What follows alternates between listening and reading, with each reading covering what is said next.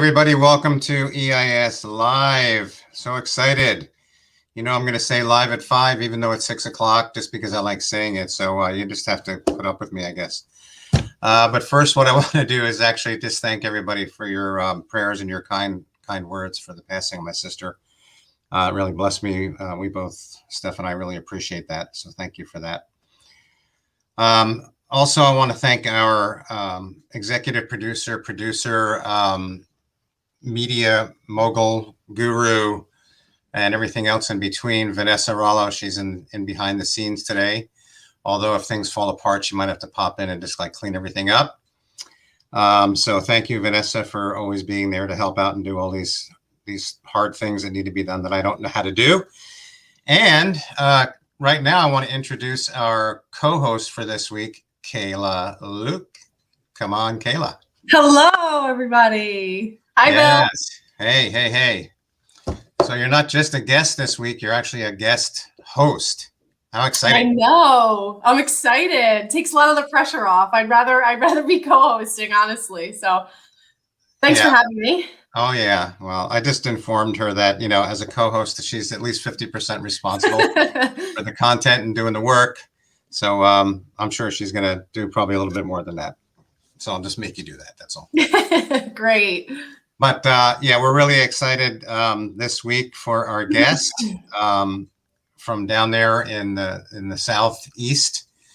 Kayla's up in the northeast or the central east, whatever you want to call it. And I'm out here, as you can see behind me, in the Hollywood studios in sunny Southern California, San Clemente, California. But we're really excited to introduce Brandon Gibson today. So I'm just going to bring him right on. Hey, Brandon. Welcome. Hey, Brandon. Hey, how's it going, guys? Can y'all hear me good? Hey, Kayla, how are you? Very good. Perfect. So cool to have you here, man. You guys are doing well. Absolutely. Thanks for being here. It's been on my heart for a while to have you on. I really wanted a single guy to come on, just because I feel like single guys, especially in the business, have very unique, challenges and lots to offer other single men, particularly just like the ladies do, And so I'm really happy that you're here to do that today for us, man. Appreciate it. No, I appreciate you, man. You do so much for us, and I'm just here to be a product of my environment and, a student, give some credit to the teacher. So I appreciate you. Awesome, man. Love you so much. So, all right, we're going to get right to it. Okay. What I figure we could do is maybe you could just kind of start out, you sent me your bio and that really kind of intrigued me because you've done a lot of stuff. And how old are you now? 20? I'm 32. 32 years young. You're 32? Come on. I never would have thought more than 28, but I'm thinking this guy has done so much in your young life. So maybe you can just kind of give us a little bit of background of, who you are, what you've been doing with your life to kind of lead you right here today. Awesome. Well, the story starts in Baltimore, Maryland, where I was actually born. Parents got divorced at a young age, ended up moving to Mobile, Alabama, where I was actually raised. Was always an athlete, played football, basketball, and ran track. Just a lot of things that I had going on at a young age. My big brother, he's 6 years older than me, Leslie. He's huge influence in my life. It was one of my role models, and he's still one of my role models in my life. And I was blessed to have the opportunity to be led by some, pretty incredible people. It goes from, my parents, obviously, my brother, like I mentioned before, some close friends and family members, but more importantly, my coaches coming up. I had a very good high school football coach, Terry Curtis, at UMS Wright Preparatory School down in Mobile, and then graduating high school and signing a scholarship to play football under Coach Nick Saban, who's arguably one of the greatest leaders around, in my opinion. But there was a lot of lessons learned, obviously, from that. Got into medical device sales after college football. It was great to win 2 national championships. That was amazing. But after college, entering the game of life, got into medical device sales, like I said before. And then, really had the opportunity to be introduced to you guys as well as, some other leaders in our organization. So ever since then, it's just been on the up and up. A lot of blessings, a lot of lessons, A lot of good relationships, bad relationships. But more importantly, here we are today, blessed to be breathing and be able to make an influence in people's lives. So it's pretty much where we are. Awesome. So how long have you been in the business now? I've been around the organization for about 8 years. Honestly, it seems like yesterday meeting Tony and Francis, and it's been amazing. The lessons that I've learned, the people that I've met, and it's just one of those things that we take to heart, but obviously we want to make sure that we learn as much as possible through the journey. Yeah, so that's quite a journey that even before you even got into the business, you had done quite a few things going on in your life. But I know getting into the mentorship, and then Yep. somewhere along the line, somebody must have told you, or maybe suggested, hey, why don't you go check out those folks over at EIS? How'd that come down? Man, honestly, Bill, Tony recommended me come see you pretty early. And I was stubborn, I mean, it was just one of those things that, me being a quote unquote man, as you want to say, I was stubborn and hard headed and didn't think that I need counseling, and that was one of my issues. And so I knew my faith was strong and, number one, but I needed some more clarity. I needed some more guidance. When I go to bed at night, when I wake up in the morning, I pray for, wisdom, strength, and guidance. And some things had to happen for me to be able to make a choice and decision to come see you, Bill. So I'm glad that I did it, but here we are. Well, and we know that you're a choleric. So, cholerics do think no, I got that wrong. Melancholies like me, we think we know everything, but cholerics know they know everything, as we reflected on yesterday. So a lot of times that's a stumbling block for people to, and then the word counseling too, is like, that sounds like counseling. Am I that bad that I need counseling or something like that? Right. How about an extension of the mentorship, or how about enhanced mentorship, or whatever you want to call it, or even coaching or something like that. But I think the word counseling scares people off, especially cholerics, because they feel like they're okay and everything's fine. Right? Like you said, Right. I didn't think it needed to come. Yeah, I'd imagine. So, Brandon, Yeah. My bad. I know that we've been kind of running in the same circle for quite a number of years, but I can't help but to be impressed and, enamored by your success, and feel like anytime I get around you, I'm like, wow, Brandon Gibson. And I'd imagine now I don't have any sports background. I'm not athletic.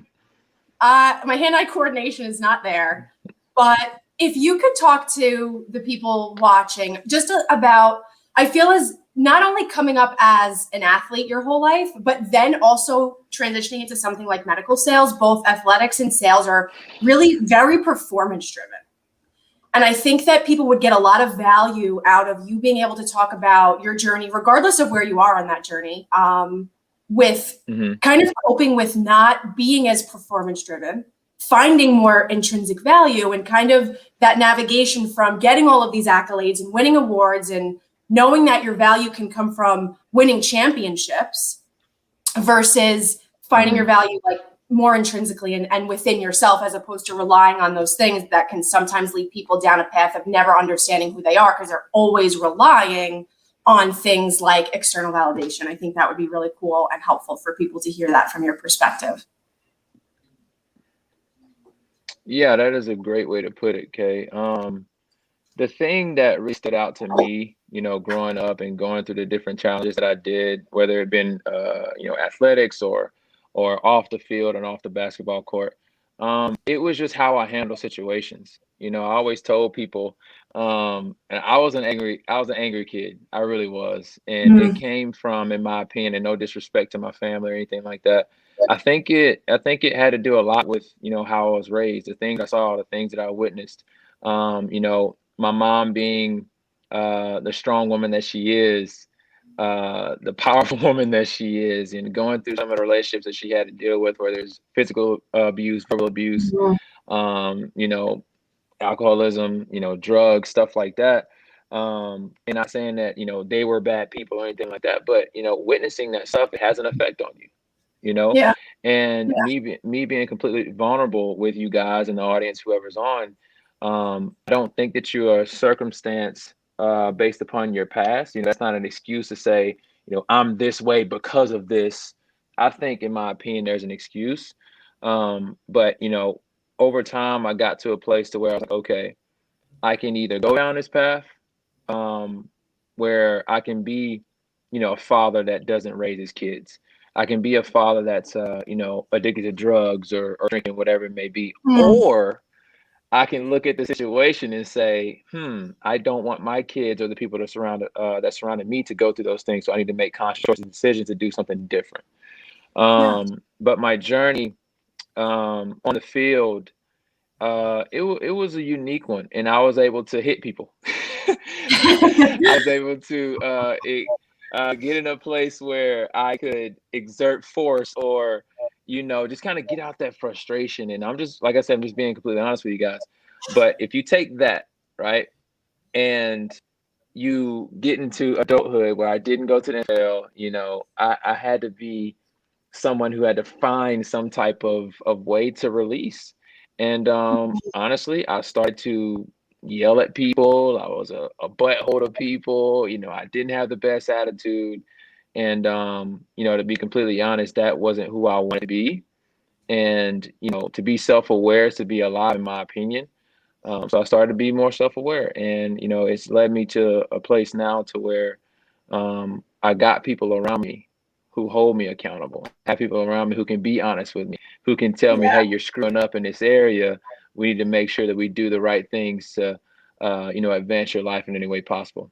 Don't know if that all the way answered your question. I don't want to get too long-winded, but for the people out there, I would just say be more self-aware and have a good circle of people around you who can be honest with you, that you trust. They'll lead you in the right direction. Yeah, that's great. Let me come on the tail of that too. Is again, knowing you're a choleric, and cholerics are I always kind of term it this way: they're kind of born leaders. The problem is how they're leading. And like you said, when you have that the childhood scripts and stuff still going on in our home, and whatever trauma or leftover baggage that we're carrying around, and then our temperament is kind of filtering it as we get older. And what you just described is a perfect example of that. And the choleric would let that anger, and then you get to yourself in leadership roles, especially in the business. Cholerics are kind of known for being controlling, control, and people, everybody else is weaker than a choleric for them, type of thing, and so we're leading it. Oh, Brenda, did you lose him too? I see him moving, but the audio went out. Yeah. Oh, we lost him. Oh, we lost him. All right. Awesome. Well, okay. So to piggyback off of him, I'll pick back up. What he was talking about kind of leads into what my next question is, where cholerics do have a tendency, and Sean is actually also a choleric, and there are a lot of similarities between people who are cholerics, which is they're phenomenal at leading. I think, no, I don't have any choleric in my temperament, so I'm not speaking from personal experience, but from what I've heard and from what I know that Sean has looked to overcome, a lot of times cholerics can be really task-oriented. And when it comes to building a team, now I think that probably your experience, with the Alabama football team helped in this regard, how to be more of a team player and how to rely on other people's strengths and know that maybe it's not all about you and you need to rely on other people. But maybe if you could talk about your journey into leadership and leading your team in such a way that you are lifting the best out of them, as opposed to feeling like it's all about me, it's the Brandon show. If I don't do it, nobody else can do it as well. And maybe it's like you're not the magic and relying on the betterment of the team. And maybe you could talk about that journey a little bit.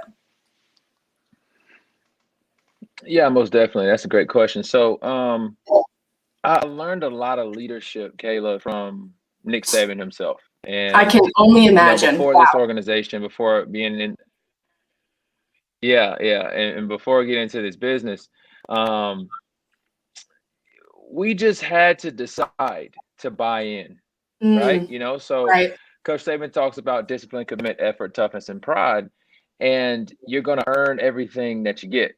You know, whether it's like, okay, I need to show up early, work out more than anybody, show up late, not show up late, but stay late, and put in extra work. If you want that type of success that the greater football players have or the greater CEOs have, you have to do what they did to get what they have. right, And leadership was one of the qualities that he really, really harped on. So I was blessed to be chosen by my peers and some other leaders on our team to be on the peer group and leadership group that, Coach Saban appoints every single year or every single season. And, from listening to people's perspective, I understood that if you're going to lead someone, you have to set the example that they want to follow, right?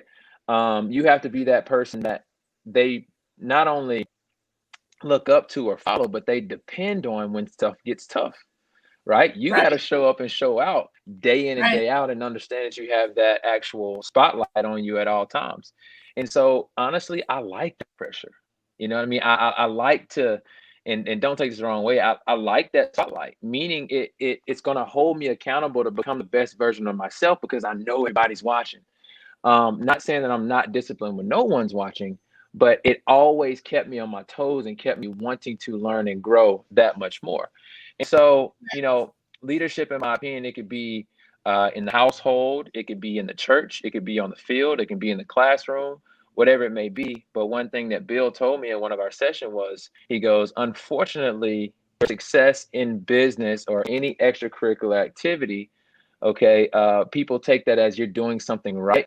But at home, in your personal environment, when you're alone, when you're with your wife, with your kids, that your success in business or whatever else should not what's the word I'm looking for? Should not give you permission, to say I'm Mm, always right in this situation and not have to listen to, your wife, your kids, or whoever else is in your own environment. So yeah, leadership is huge. And one of my favorite quotes is the power is in the lead, because if the lead doesn't allow the leader to lead, then the leader can't lead.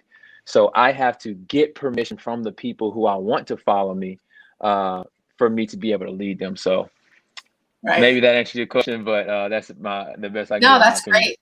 Yeah, that's awesome. Bill, welcome back. Oh, we can't hear you though. Is it the wrong microphone again? All right, here we are. There we go. So before I was so rudely interrupted, actually I did that so Kay could take over and kind of get that 60% mark. So I jumped right in. You never got to worry about me, Bill. I knew you would. I knew you would. But what you just said, Brandon, is that kind of leads back into the question that I had asked, actually. So it kind of fits perfectly. Is that, in this transitioning that you've been making, by us working together and anything else that you've been doing along the way, kind of turning those choleric weaknesses, which seem to be strengths in the beginning.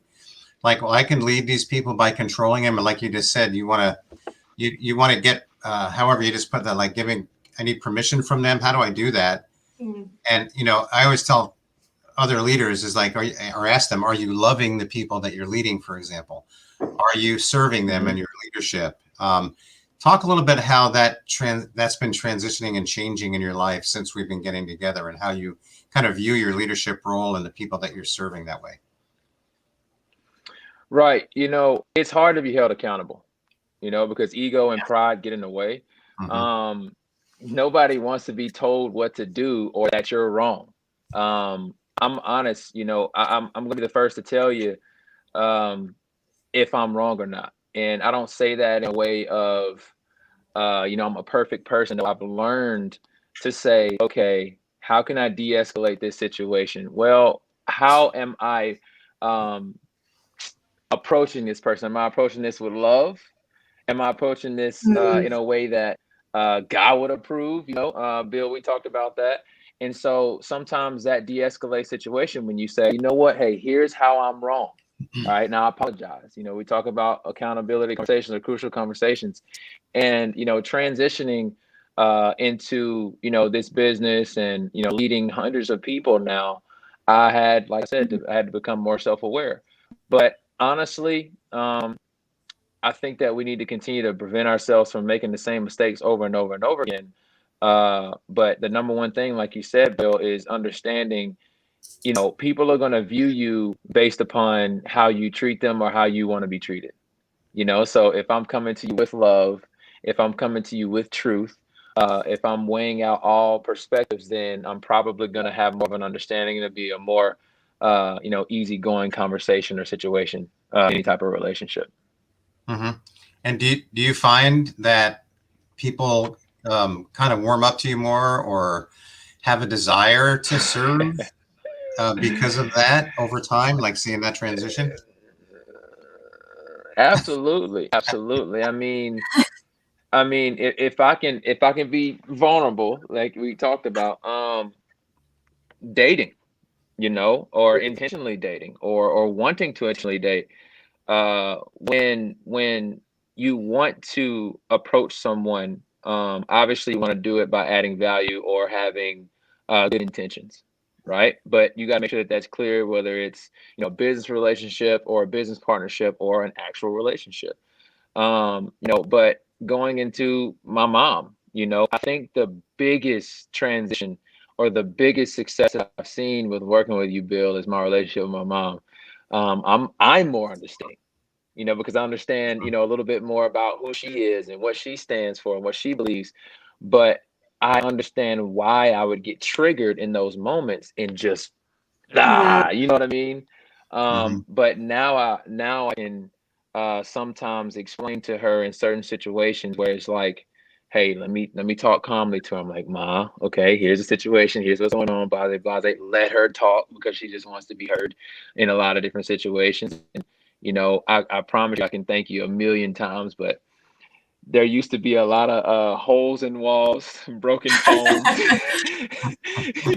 I like pulling my hair out. But yes, thinking about it from a place of love has definitely helped, Bill. 100%. Awesome. So you're seeing results. I mean, yeah, of course I've journeyed with you on that whole thing with your mom and everything, and it's such a testimony to, doing the work. Nita was chiming in there a little while ago about got to do the work for sure. It's like you don't get any better until you start doing the work, and a lot of the work is not just the temperament and the current stuff. It's getting rid of those root systems and dealing with unforgiveness and bitterness in our hearts and resentments and stuff, all from our childhood. Yep. So thank you for sharing that. That's really like super important. Um, so I want to move into a little bit of a different area now, and you kind of led me into it a little bit as far as dating and stuff.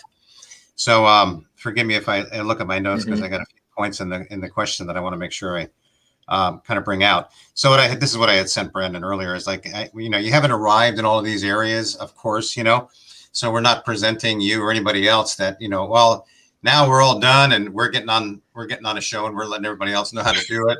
Like, myself included, of course, everybody's journeying and everybody's continuing to learn. But nonetheless, what advice can you give, single people particularly, as especially new people coming in and younger people coming in business and mixing the business and personal relationships, and then specific areas about, and you are a sanguine. Everybody's getting in on your temperament today, of course, like you're not just a choleric, but you are a sanguine in affection. And those of you who Yep. know temperament are going to be going, oh, well, that's interesting. You're a sanguine in affection, and so like exercising self-control, taking your thoughts, feelings, and emotions captive, and not letting those emotions like overtake you in relationships. It's not just peer to peer, but on personal relationships and things of that nature. And you don't have to get completely graphic. We're not going to be looking for, yeah, we'd like to a little bit, speak into the young folks that are out there listening.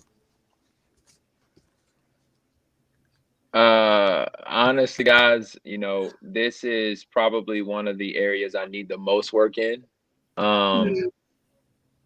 If I'm allowed to even give advice, I would just say, along the lines of what Bill has told me, and the experience that I have is, you definitely don't want to operate out of your flesh. This is something I still struggle with still to this day. But it's progress. I'm gonna go back and give a little bit of a sports analogy when I speak this. But the late great Kobe Bryant, he talks about him chasing perfection, and that allowed him to be that much better than his competition because they knew they couldn't be perfect, right? But he still chased perfection because that was going to allow him to be that much better, right? And if you had a goal or something that you wanted to reach, you had to edit your life, and you had to cut out the things that were going to not quit, but going to stop you from reaching that goal or vision. So my vision is to become the greatest father I can be, greatest husband I can be, and be present for my wife and for my kids, Lord willing. And so one of the things that I'm practicing is taking things one day at a time. Understanding that it is about understanding that, just like Mike Todd talks about, it's taking the steps of communication, right? Mm. It's being honest with yourself and saying, okay, am I going to put myself in this situation and depend upon my own understanding, or I'm going to keep myself out of that situation and make sure I stay disciplined? And so, if I could give any advice out there, it's just to really find an accountability partner, such as a Bill Hoffman or a Kayla Luke, and talk to people. Listen to their experiences, try to understand where they're coming from, but also, just forgive yourself. Bill, you had me read this book, Forgiveness.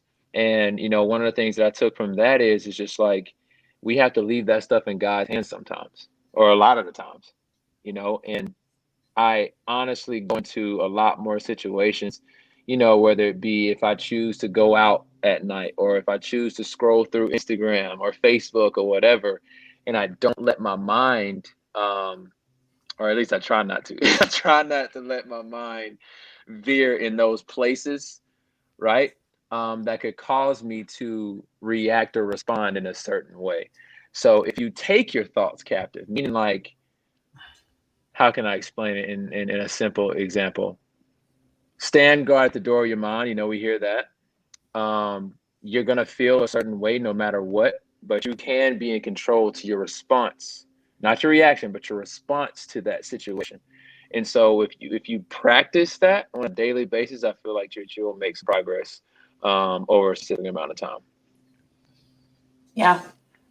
I think that's excellent. I think that regardless of where we are in our journey, I think that all of us, our experiences are valid to be able to pour into others. So for you to say, I don't know if I can give advice. I think any amount of journey that you've gone on with Bill is valuable for other people to hear. And on that same relationship front, and even you had mentioned something about ego a couple of questions ago. What has it been like, if at all, your journey to kind of knocking that ego out of the way and being able to become more vulnerable? And have you struggled with image and becoming more vulnerable in your relationships to get to a place of deeper understanding and being able to develop some deeper relationships in your life? What has that looked like? Ego, as we know, is edging God out.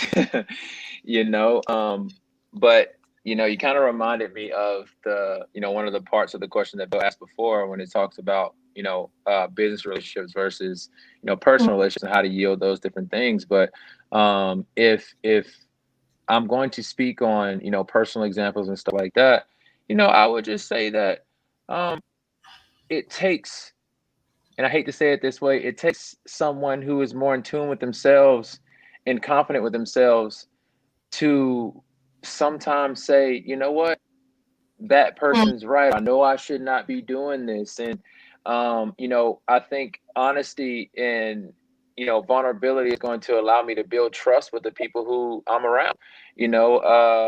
Trust is given, mistrust is earned, right? And with some people, I feel like when you mistrust them, it's that much harder to gain that trust back. And I've understood that now over a good period of time, Kayla.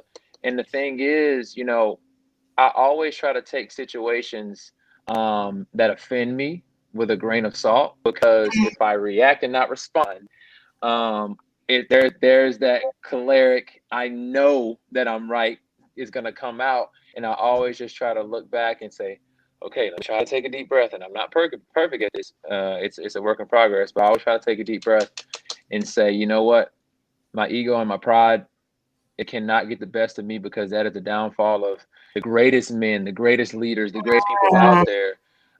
So I don't want to repeat those same mistakes over and over again, and understand that God is forgiving, redeemable, and I'm supposed to be the same way. So Right. that's kind of how I try to operate. Yeah. You brought up something really important too, and like that choleric, like I know, when that trigger happens, like if we're not learning how to, like you also said, to respond instead of react, that's indicator that something's triggering me, and that can, we can pay attention to that and figure out like what's triggering me, as we've talked about, and then, giving opportunity for what you're learning along the way to actually come in to your thinking processes at that point and turn the ship around from the inside out.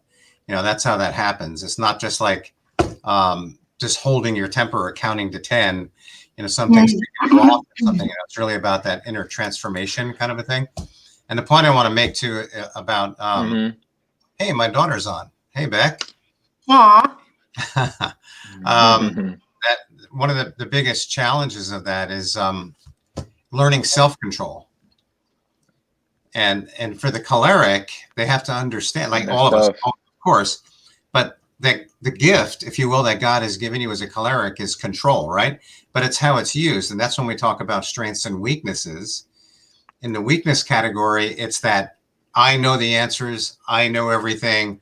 I'll tell you what to do. You can't possibly have anything better than me, whatever is going to come out of me. And that's not exercising self-control and saying, hey, wait a minute, I've been learning some stuff. You know what? I may not know the answer. This guy might actually have something better going on here. And I can envision this in like you leading, or anybody else that's a choleric, like leading their teams, right? And being a real jerk by doing that with people. And you said yourself before, it's like, I want to present the best version of myself to people so that they want to follow me. And so the choleric, in order to get to that place particularly, and Ness, you can jump in if you have anything to say about that, because you're a choleric too. Although you kind of disguise that with a supine, and I'll bring her on in a moment. I think she's got something to ask too. But that's the whole deal right there. If the choleric can get a like a revelation of that, like I need to get myself under self-control, and they turn that place around on the inside of them where they're not outwardly just controlling other people, they're controlling themselves. Can you relate to that?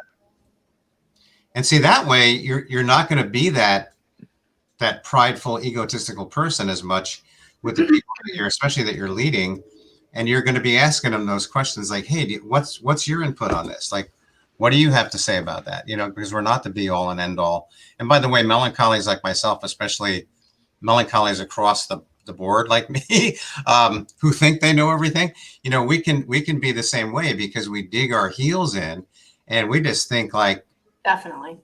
Actually, it's common sense that we gravitate towards. And we think that as long as it makes sense, it must even be God. That's how bad it can get. Crazy, right? You can relate to that. Absolutely. And, it just brings me back to transitioning from a sports background to, this business and my personal relationships and stuff like that. And, one thing I do want to speak on, Bill, if you allow me, is, we study in our professions. We study, our sports, whether it's watching film or it's reading school books and studying for exams. And we actually have to go and put those things into action. There's a difference between knowing and doing. That's one of the things that we actually say. But typically in society, and I don't want to speak for everybody because I don't want to offend anybody, but typically for society, we get out of school and that's the last education that we take. There's no relationship counseling. It's very rare, in my opinion, that, people actually get premarital counseling, get Hmm. counseling in Right. general. Maybe I should say coaching or guidance or mentorship. But for me, it's ongoing. It'll never ever stop.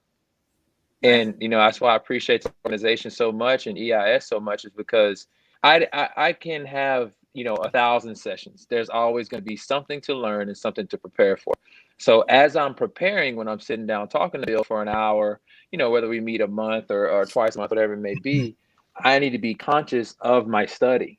I need to be conscious of the things that I've learned. I need to go back and listen and go back and read and do the actual task that Bill talks about. And so once we actually do that, guys, and stay consistent, I feel like we should definitely put ourselves in a better position to succeed, and no matter whatever happens. So, and what you're speaking on, Bill, yeah, I can definitely relate to. Ness, you want to jump in? Yeah, definitely. Hi, Brandon. This has been so awesome. I've taken so many notes from everything you've said. How I'm are you? so excited to be here with you. But I just, from you talking, like, you have this aura of like confidence, but also this like great humbleness. And I just love that. And I think something that I would like to ask, just being that I am 20 years old and this is work that I'm fairly new in doing, and I'm still kind of figuring life out and this next step of my life and joining the business and all these things.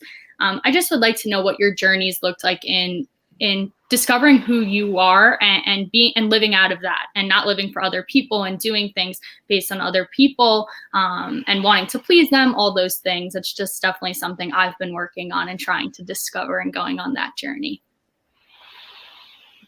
Right. I think that's a great question, by the way. I think that, and I'm gonna try to take it in two different places. So let me write this down real quick.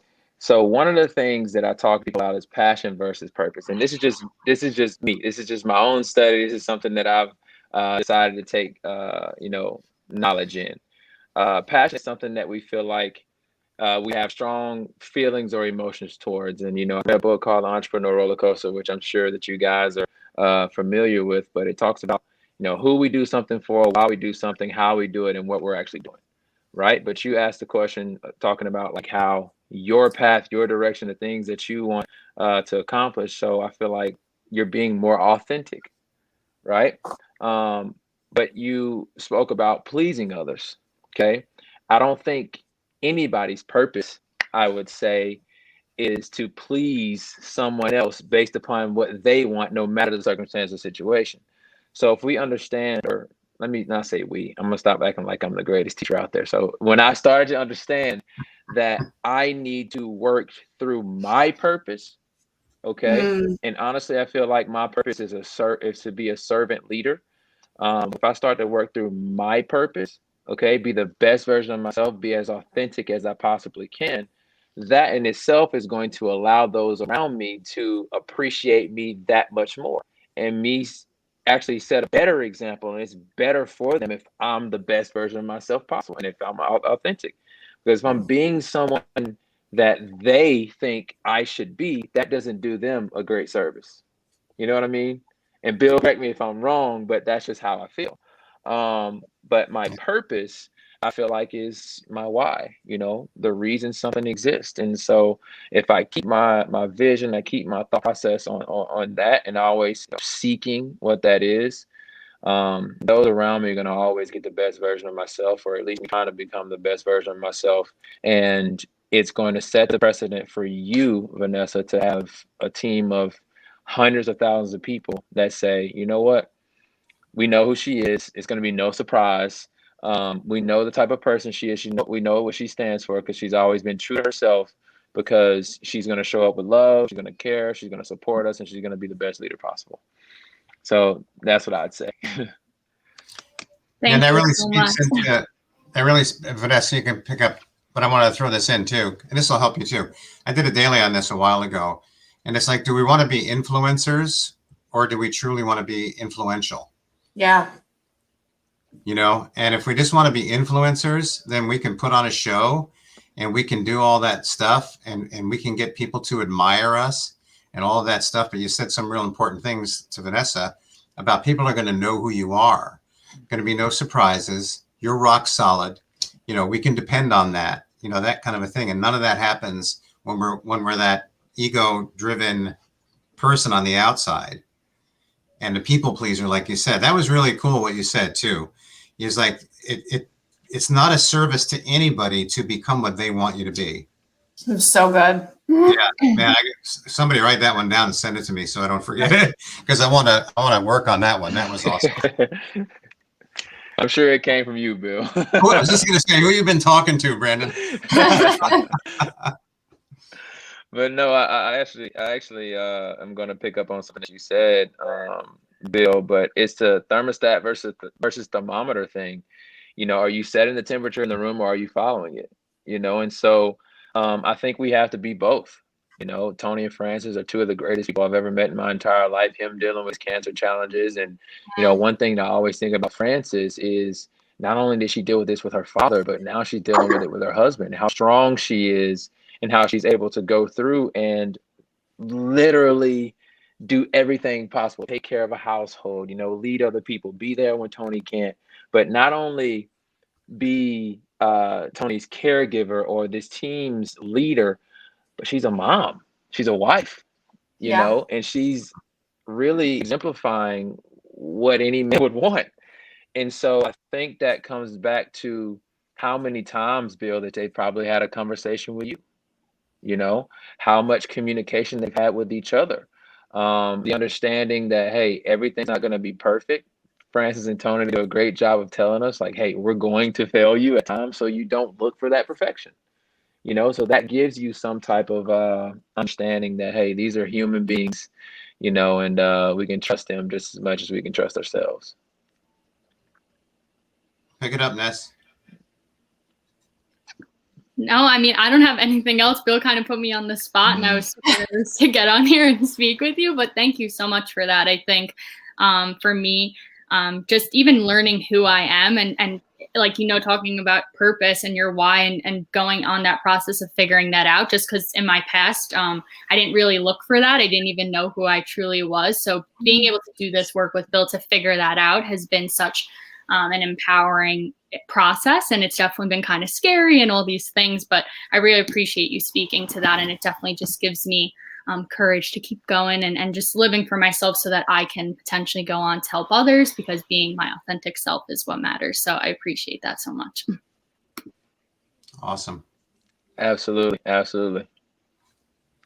I really want to encourage everybody who's watching, if you have some questions, to throw them up right now for Brandon, because we got some minutes left to be able to go ahead and field those things. But yeah, it looks like some comments on the things that you said there, Brandon, were really important. The thermostat and the thermometer comment was really impactful there for sure. And the other one that you gave, can you repeat that for me? Do you remember what you said? Yeah. It's the thermostat versus the thermometer example. Is, you know, are you setting the temperature in the room, or are you the leader, or you're following the temperature of the room, or you're the follower? You know, and so you know, the biggest thing from that example or that lesson is we have to be both, in my opinion, if we're trying to lead. We always hear the phrase, you know, don't be the smartest person in the room. And we say that because how can the business, the organization, the family, the team, how can you advance if you're the smartest person in the room? If I'm in a room, I'm in this room right now, honestly, and I don't feel like I'm the smartest person in the room wholeheartedly. Okay. But in a situation, Bill, let's just say you have the most, and this is the truth, you have the most experience in, you know, counseling and teaching and guiding and mentoring, because you've been doing this for a long period of time, but you look about, you know, 35 yourself. So you Nice do a great one. job of learning. Yeah, you do a great job of learning from other people too, Bill, even though that you're the guru. You know what I mean? I used to sit in the front row of meetings, you know, watching Coach Saban, and I'd be writing down notes based upon his principles and values. And I used to just watch his body language when he would bring speakers in. He was just a student in those times, and I think that, you know, the way, you know, you listen, Bill, the way Kayla you lead, the way Tony and Francis, other people in our organization lead, we have to be students too, because we're taking in and listening to what our teams need and what people need that are near and dear to us. So that's why I say it's important to be a thermostat and a thermometer. He So who good. has wisdom listens to others and grows wiser still. You know, and if you have wisdom, that's what you're going to do. And wisdom is going to tell you, like, I can't possibly have all the answers, you know, because I'm not God. Right. I'm not, you know. And I've learned over the years, the more I know, the less I know. And when I was working with the homeless in New York City for all those 28 years, there was homeless people on the streets, broken homeless people, even drunk, broken homeless people that would speak into my life and Mm. pray for me, you know, and it was irreplaceable in my, you know, coming up and, you know, kind of moving into the arenas that I'm in now. Yeah, it's just a powerful lesson.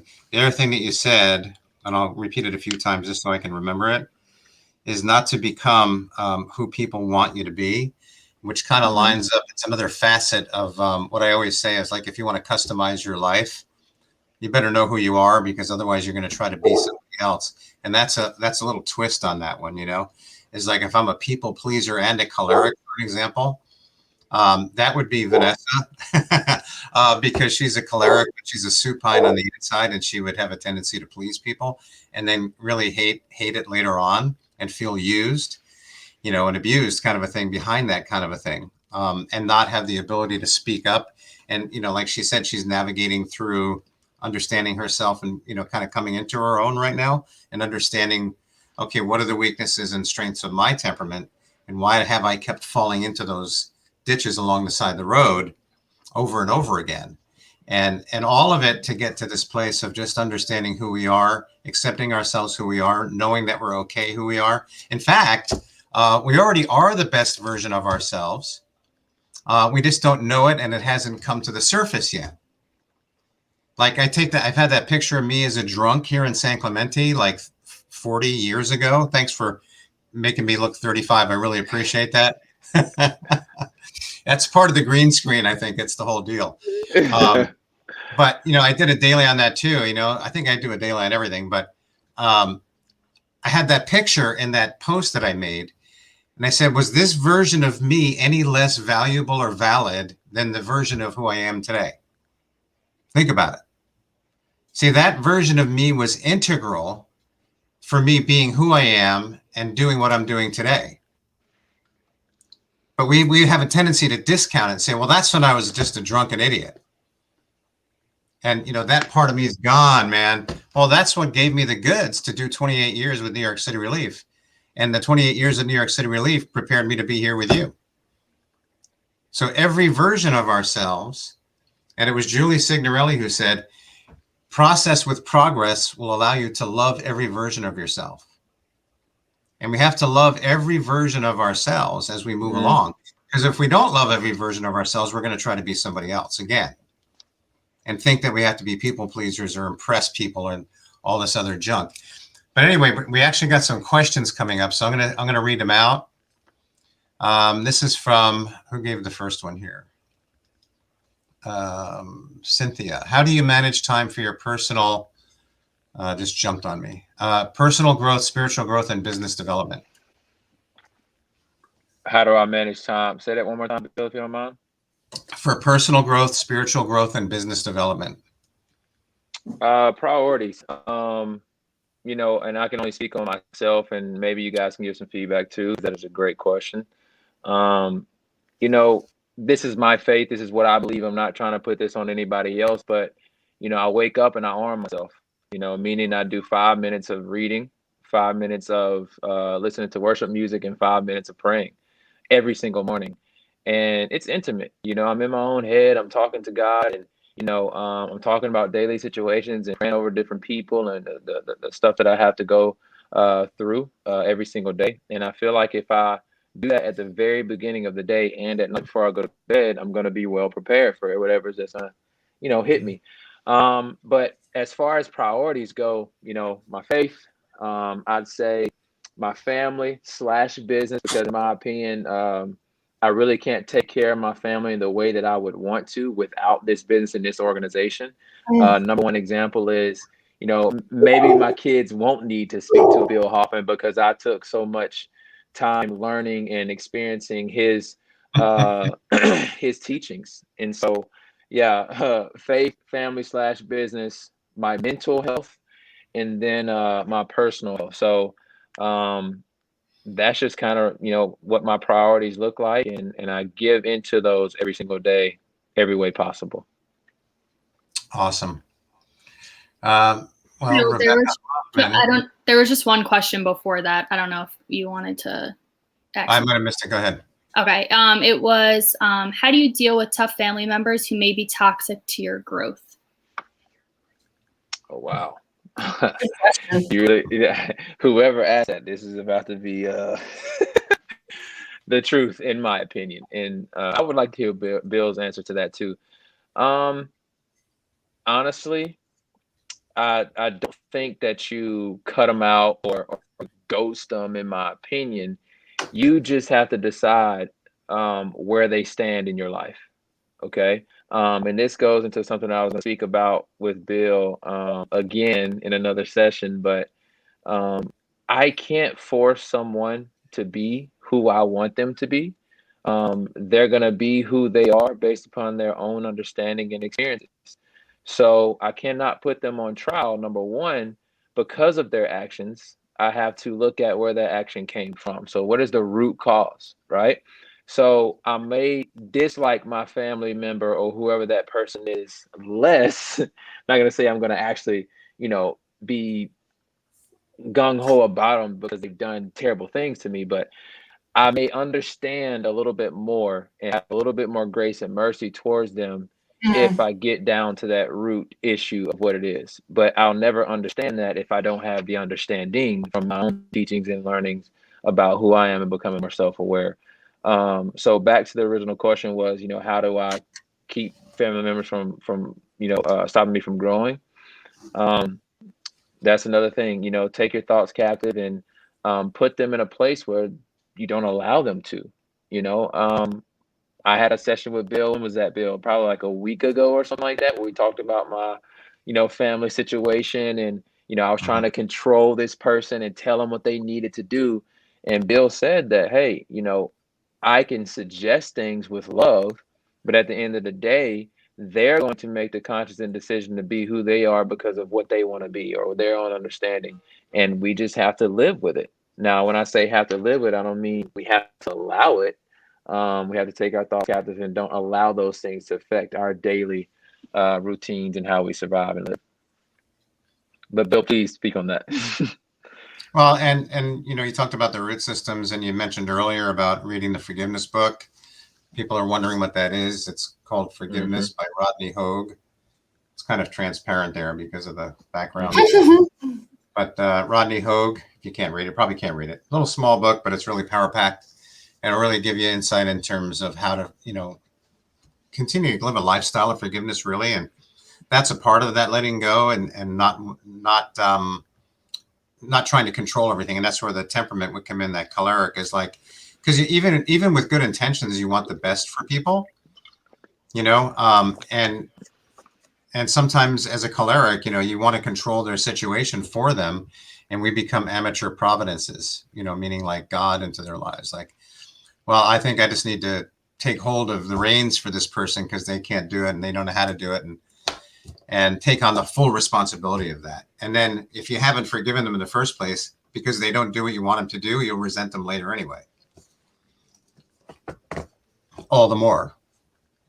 To add to your already resentfulness towards them, as if it wasn't enough in the first place. Should I go through all this and you didn't do what I told you to do? Bill, I know that we're coming up on time, but Rebecca actually asked a really good question. So if we want to close on this, Brandon, and we can give a quick abridged answer. She asks, what mantra or belief sustains you through your periods of growth and learning when you may tend to lose sight of your goals and purpose? I just thought that was a phenomenal question specifically for you, considering your background. If you need me to repeat it, let me know.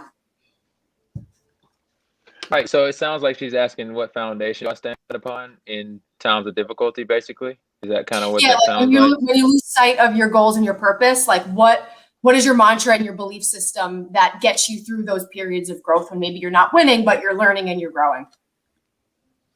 Okay. Great question. Like you said, Kay. For me, it's an understanding that I can never approach a situation um, knowing exactly what's going to happen, right? If I'm afraid to fail, number one, I feel like I'm doing myself a disservice. Okay. Honestly, I understand that failure is a must for us to be able to grow in any situation, right? But failure with knowledge is a lot better than failure without the knowledge. I feel like when we do something and we fail at it and we're not prepared for it, that's discouraging. You know what I mean? And so that will prevent us from trying again. Okay. But, I'll use a simple example. Let's just say I'm shooting a basketball from a 3-point line. If I've never done it before, I cannot go into that situation thinking that, okay, I'm going to have success. And if I don't have success, woe is me. Now I'm crying, boohoo crying. But what I'm getting at is it takes consistency, it takes practice, it takes understanding that it's not going to be perfect. It's understanding that I'm going to fail at times, but that failure is sometimes good. The biggest failures in life are the most successful people out there. Bill, Tony, Francis, all the people that I look up to, they have failed. They're not better than me. They've just failed more than me. They've learned more than me. They've been around a little bit longer than myself. And so I just have to allow myself to get to that point. So the foundation that I stand upon is, number one, is, like I said, my faith. And if someone doesn't believe in what I believe, I think that we have to stand upon the foundation of our own understanding and our own teachings and learnings from people who have done it before us. So that's probably the best thing that I can kind of come up with the time. Love it. Do you think words like perseverance come into play at that point? Like hitting a low point. Since I know Rebecca pretty good, I think I know a little bit insight where she might be coming from with that question. It's like when the bottom drops out and you feel like, like vision is lost and I'm kind of just drifting in the universe, pointless, and lost that why and lost that purpose kind of thing. And having those emotions and feelings, come into your life at that point. Perseverance is such a big key word for me. And like you said, like reconnecting to the foundation, your faith, as you mentioned before, having those practices in place, I think was really important that you said, like every morning, this is what I do, without fail, because it gets rooted and grounded in you. But maybe just to kind of close out, maybe you could, if that facet is in you, I think that's where your choleric might keep you really above the water most of the time, is like, I can just do this, but do you ever feel like the bottom's really dropped out? Have you ever had that hit you? And when you have, what have you done at that point? I guess that's a better way to kind of make it make sense to me, Bill. Yeah. More often than not, to be completely honest, because I tend to challenge myself a lot. But and I'm veering away from the teachings of Bill, but they coincide. There's a guy, Eric Thomas, calls himself the hip hop preacher, one of my favorite people to listen to. He says, "Stay plugged in all the time. Stay plugged in." And he gave this analogy. He says, "We'll update our phones, we'll update the TVs, but we won't update ourselves." Right? So we just must stay plugged into things that keep us deep rooted and grounded into who we are as an inner being. Understand your temperament, understand why you respond to certain situations, understand that you have other people that are going to be there to help you understand what's going on and how to get through it.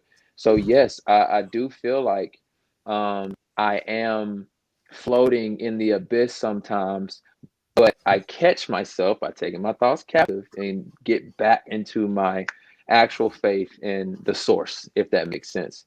But yeah, I pray and hope that made complete sense to you, and that you continue to stay rooted in your faith and your beliefs, and talk to Bill more. That was awesome, man. Thank you so much. This was great, man. Brandon, thank you so much. Thanks for being so open and vulnerable.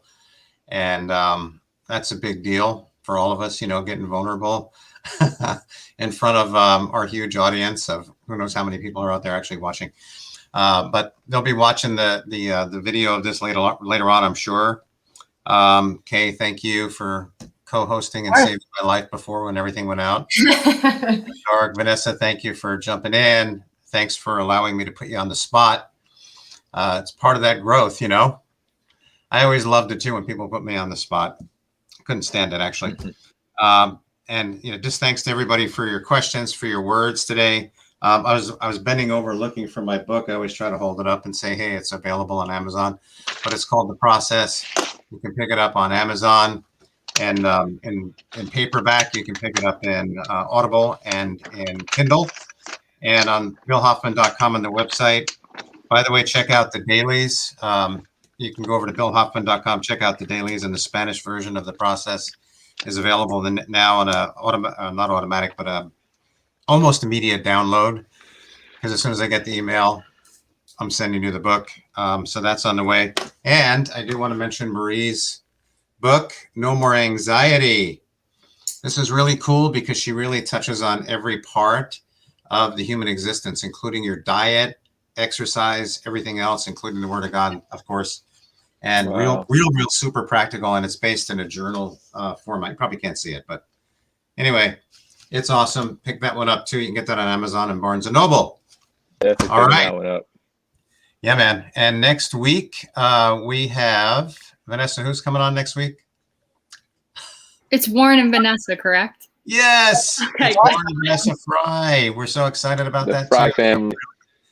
Really looking forward to it. Marissa said I can see it, so maybe that means she means I can't see it. I don't know. Anyway, once again, thanks to everybody. Tell your friends to go check out the recording. It's going to be on Facebook like right after we're posted today. Vanessa, any final things I'm forgetting? No. Okay. No? Thank you so We're much, awesome. Brandon, thank you so much for this. No, thank you guys. Thank you for having me, Bill. Thank you, Kay, and thank you, Vanessa, for asking the questions and being that backbone. We appreciate you. Awesome. So this is EIS out. See you all Yes, next out.